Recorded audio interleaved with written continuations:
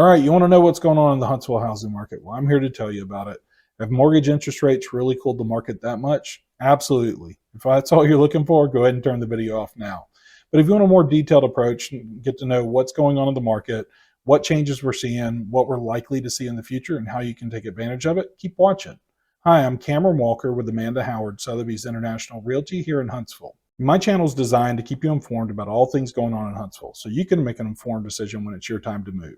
If that's the kind of content that you're looking for, hit that subscribe button. And if you find this video helpful, hit the like button so other people can find it as well.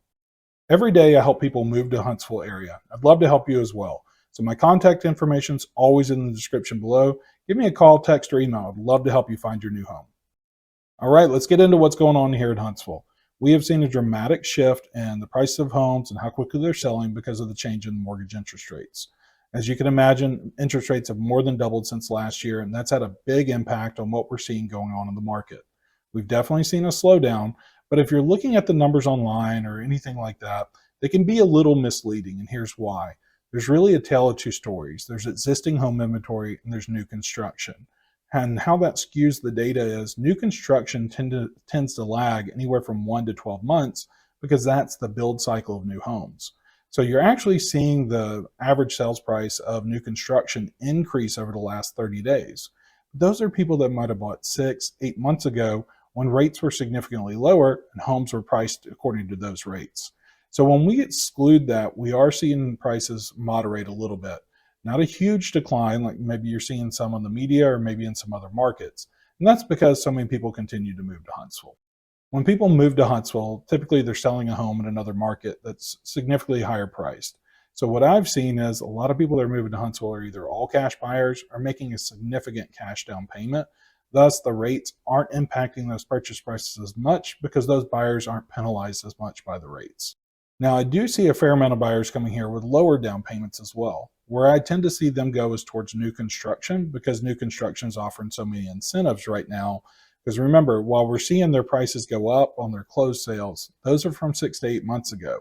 Their newer sales, we're definitely seeing the prices go down, and or we're seeing much more significant incentives being offered. Now, incentives are tricky when it comes to reporting because if a seller or builder is buying down your interest rate or paying more towards closing costs, they may still be selling the house at or near the same value as they sold it before. Now, while their net profit's different and the buyer's better off, when you're just looking at these reports, it skews the data. So the net difference for the buyer is significantly better, it's significantly worse for the seller, but in all the data and reporting, it looks like things are honky-dory staying the same. So I do see a lot of people going the new construction route right now that are moving to the area. Now, with that said, there's an explosion of inventory in new construction right now. The builders were really caught unawares with where the interest rates were going to go. And they've already, have so much sunk cost in these communities, they've got to continue to build these homes. So that inventory is climbing and climbing. I'm getting emails, calls, and texts from builders every single day offering me a lot of incentives that they aren't putting on the MLS or in Zillow or other places. They're doing things like buying the interest rates down 2, sometimes even 3% below what the market value is if they have their own lender. And that's something that's a little tricky. It's on the back end. I don't want to go into too much detail, but sellers are only allowed to give you so many concessions. But if they own their own lender and that lender chooses to give a concession in addition to the seller, well, that's fine and kosher. So we're seeing a lot of that. In addition to buying down the interest rates, they're paying either almost all or all the closing costs, and they're giving discounts on options. They're waiving lot premiums, and we are seeing some base price decreases as well. With all that said, there's still double or triple the inventory where we were last year. So there's a lot of these homes out there, and they're practically every builder has them right now. And many of these homes are either move-in ready in the next 30 days, or they'll be finished and move-in ready by the end of 2022. So that's kind of the two directions I see people going. They're either buying existing inventory, they're putting larger down payments, potentially all cash, or if they don't have as much money to put down, new construction seems to be a really viable option to offset those interest rates. Now, what about the people caught in the middle, right? Like I don't have, I have 20% to put down, I'm not looking for new construction. That's really where the rates are hurting people right now. It's really difficult to get your rate down. Even if you get the seller to give some concessions to buy your rate down, you're not looking at a significant change. And if you've seen my previous videos, I outlined where for every 1% increase in interest rate, you lose 10% of your buying power. And that's significant. If you're looking at a $400,000 loan, you're now looking at a $360,000 loan to keep the same payment with that 1% increase in interest rate. As you can imagine, that has a big impact on the housing market. Where we're seeing it most is actually in days on market. Homes are on the market significantly longer than they used to be. When we look at Madison County as a whole, Huntsville and Madison City, homes used to sell in just a matter of days with many offers on them. In some cases, 20 to 50 offers, right? Nowadays, homes are sitting on the market 2 weeks, 3 weeks, a month, 60 days, 90 days. And if these sellers have to sell because they're relocating, or maybe it's a family situation, divorce, marriage, new kids, or they've inherited the home, they don't want to keep it, they are keeping them on the market until they get to that price that they're really looking for. But if it's, if they've got to move really quick, I do see some sellers continuing to take like maybe even weekly price decreases. So this does give you some leverage there as a buyer. And we talk a lot about buyer versus seller's market. Right now, it's kind of that in-between zone. And the reason I say that is homes are sitting on the market longer. The change in interest rates, we haven't had enough time since then to get to that 6-month mark to call it a buyer's market, but we're rapidly approaching it. By the end of the year, everybody will be calling this a buyer's market. That said, if you're a home buyer right now and you're taking out a mortgage, you don't feel like it's a buyer's market to you, because even if you pay less for the home, you're paying significantly more on the monthly payment. So it's really kind of a stagnant market in that regard. Now, of course, homes are still selling. It's not completely stagnant in that the market's not moving. It's just that there's not neither the buyer nor the seller is really coming out ahead in this scenario. Yes, you might buy a house for $10,000 and $20,000 less than you would have last year, but your payment might be $500 or $600 more. And I don't think anybody would call that a buyer's market. So when we look at the numbers of what's going on here, when we look at Madison County overall and kind of the larger market, including some of the surrounding counties as well, homes are selling, average days on market has gone up about threefold from what we saw a few months ago. Median days on market is still really low. And that's because two reasons. One, some of the lower price point homes are still selling in a day or two. And a lot of the new construction that goes on the market literally goes on the day it goes under contract. Builders hold these back. They're going to put them out on the market for one day, supposedly, and then market is being sold. So this is skewing the numbers for the median, because that's 50% of homes under that 4 or 5 day mark. Just that's not accurate. Those homes were marketed for months in advance. They've been able, you've been able to purchase them, just nobody did, and they weren't on the MLS. So don't let that data confuse you or show you that things aren't changing. You can manipulate data any way you want. So the real deal is homes are sitting on the market longer right now, and significantly so from this time last year. The other thing we're seeing is sales prices are decreasing in comparison to list price. So last year, homes in Madison County, Huntsville, Madison City were selling at an average of 3 to 4% over their list price. Now, of course, we had homes that went significantly over that, but some homes went significantly under, so the net was about 3 to 4%.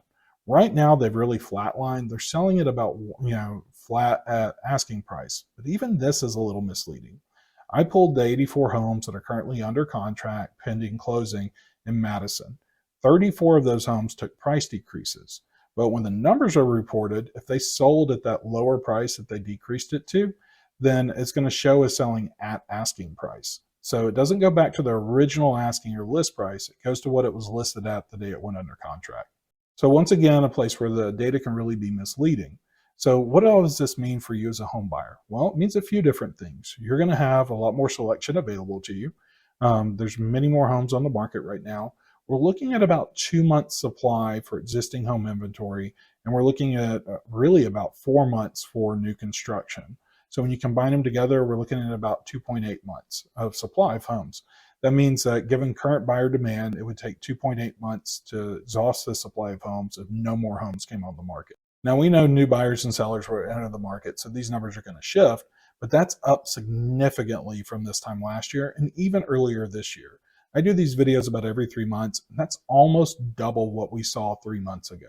So this gives you more bargaining power as a buyer, but it also gives you more opportunity to go out and see more homes, wait and see if they take price decreases, make lower offers, and get more concessions from the seller, be that towards closing costs, repairs, and more favorable terms for you. The people that are going to benefit the most from this, those cash buyers, are large down payment, because they're not going to be hampered by the interest rates, but they're going to be able to benefit from the market dynamic that those interest rates have created. So where are things going from here, right? So when we look at the rest of 2022, there's nothing shy of the upcoming election in November that really should shift the market, unless there's some unexpected news around CPI and inflation. If inflation were to go down significantly, the Fed might hold off on any future interest rates. But if it continues to climb, which it unexpectedly has in the last month, they may continue to increase rates. I've looked at a lot of different projections from different financial outlets, all that, and they're scattered all over the map, both as to where inflation's going and as to where interest rates are going. So I think right now the market's in flux, and even the experts, quote unquote, can't really tell us what's going to come down the pike. So I'm listening to Jerome Powell and what he's been saying. He's saying he's willing to create a lot of pain in the economy, in the housing market, and in the job sector to get inflation under control. Right now, I'm going to take him at his word. I would expect to continue to see him increase his rates, thus increasing mortgage interest rates through that trickle-down effect for the foreseeable future, really until inflation's under control. And it's not like inflation gets under control in just 30 days. It's really going to play out through the course of 2023. And like I said, there's nothing between now and the end of the year outside of the election that I see that's really going to make a big change in that. So that means we're going to continue to head towards the quote unquote buyer's market, where we have 6 months worth of inventory. I think by the time we get to around January, that's where we're going to hit that mark. And that's also taking into account some seasonality as well. Typically, home prices and number of sales are lowest in December. Now, those close in January. So if you're looking at data, you're going to see a dip in January, but that's really from December home sales. You'll always see a rise in February, and that's because more people enter the market in January for a variety of reasons. New year, tax season, getting more for down payment, or they have tax consequences to selling their home. They don't want to do it until the next year. So for a variety of reasons, we always see the market start to uptick again in February. We'll see that again next year. Part of that is just, companies relocating jobs here, federal jobs coming. So that's going to continue to happen, but it's going to be in a different market than it has been the last several years. So I would anticipate to continue to see prices decline. I would anticipate to see, especially with new construction, once they work through that backlog that bought at a higher price, I would expect to see those numbers come down as well. And then I'm going to expect to see more and more sellers get with the current times of where home values are. They're going to be able to list where the comps from 6 months ago were. They're going to have to list where comps in the last 30 to 60 days sold. And I know a lot of people don't want to hear that right now that are selling houses, but that's where the market is currently, and that's where the buyers are. So in a nutshell, it's going to trend towards a buyer's market, but buyers aren't going to feel that benefit unless they're putting down large down payments or buying all cash. Once again, there will be some benefit with new construction, but as they burn through that current inventory and the amount of money they've sunk into the ground, they'll start pulling back on those incentives as well. Right now, I think their margins allow for them to take these hits because, they increased prices so much, blamed it all on, material cost, labor, what have you. But quite frankly, they were increasing their profit margins as well. So they've got that cushion to absorb that right now. But as that inventory sells off, these incentives will roll off as well. So I think by the time we get into, say, midsummer, we're going to see a whole different environment when it comes to new construction than what we're seeing here today, late fall going into winter. In addition to that, I would expect to see mortgage interest rates continue to increase as well. This is going to further dampen people's buying power, thus, dampen the demand side of the curve. So even going into the spring, we may continue to see the number of homes sold decline. We may continue to see, significantly lower appreciation homes, potentially the values going down some. I don't know that spring market that's really going to happen just because of Huntsville's explosive growth and how many jobs we have coming to the area. And that tends to be the peak season for us, both from people, moving around for school districts, but also for companies and government agencies relocating employees here. So I think we'll continue to see, roughly flat to moderate, very moderate increases on home prices during that time frame. Leading up to then, though, I think we will see some prices come down. So if you're in a position to buy a home without much down payment, with a large down payment, timing's right for you. If you're looking at going the new construction route, you're probably going to get your best deals in the next 6 to 8 months. that you're going to see, and those may continue to trail off as we get closer to 6 and 8 months. The next 1 to 3 months may be the best incentives we see on offer. So what happens if you're in that 10 to 30% down range? How's this all going to impact you? Well, if mortgage interest rates continue to climb, your affordability is going to drop. Buying that same priced home is going to result in a significantly higher payment for you. And I don't see sellers dropping prices enough to offset the increase in the mortgage interest rates. If you just take this year as an example, between December and today, mortgage interest rates are about a little over 4% higher. But it's not like we've seen a 40% decline in home prices. As a matter of fact, between December of last year and now, home prices are up. So I don't foresee sellers, lowering their price to accommodate the mortgage rates, at least not to a degree where it would balance out. So I think moving sooner rather than later is going to benefit you there. And I see a lot of realtors saying, marry the house, date the rate, implying that you'll be able to refinance in the near future. I don't see that being a winning strategy. I think you need to go into this knowing that either buying your interest rate down up front or the interest rate that you're going to get is the one you're going to have for quite a while is probably the better strategy. I don't feel comfortable telling you that interest rate's going to drop in the next 6 months to a year. I don't foresee that. And I don't see anybody forecasting that outside of realtors that are trying to sell you a house. So I would, take anything I see like that with a grain of salt. So, the too long didn't read on this is there's going to be more homes on the market. We may see some moderating in prices both on the resale side and on new construction. I would anticipate continued increases in the interest rate, at least for the near term. And by near term, I mean 6 to 12 months. And I would expect the Federal Reserve to be more aggressive on the front end of that. So I would expect the bulk of those to come in the next 6 months, not after that. But, with caveat emptor, like that could always change, right? And I would expect to see new construction, keep up these great incentives they're offering right now, potentially take some lower prices as well over the next, say, 3 to 6 months. And then that'll start to moderate as well. And within the next 8 to 12 months, I think they're going to be back to business as usual, just with lower inventory levels. All right. If you got questions, give me a call. My contact information is always in the description below. It's good chatting with you guys, and I'll talk to you next week.